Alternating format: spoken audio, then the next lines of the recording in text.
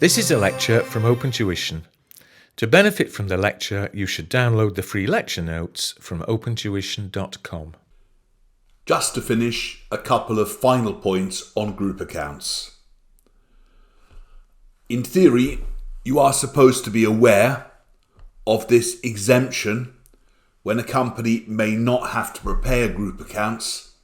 It doesn't seem to be examined significantly, but if you have a group like this, A owns B, B owns C, then company B, in many circumstances, would not have to do group accounts because they'd only be doing them for company A, so it would be a bit pointless. Now, has that been tested? Well, barely. Do you have to know about the numbers, the calculations? They call that a vertical group. No.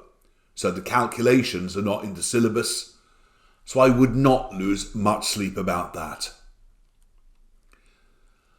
The other final point, though, has been examined quite a lot, and it's talking about the carrying amount of investments in the parent accounts. So you've either bought 80% or 30% of another company.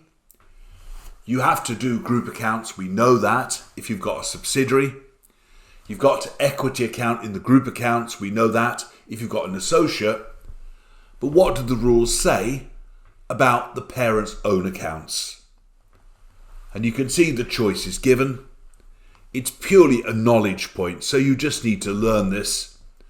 When A buys B, A's investment in B in the parent accounts could be valued at cost, or they might choose to use fair value in line with many other investments, or they might, if they want, use equity accounting, where you take in the cost plus share of post-acquisition profits.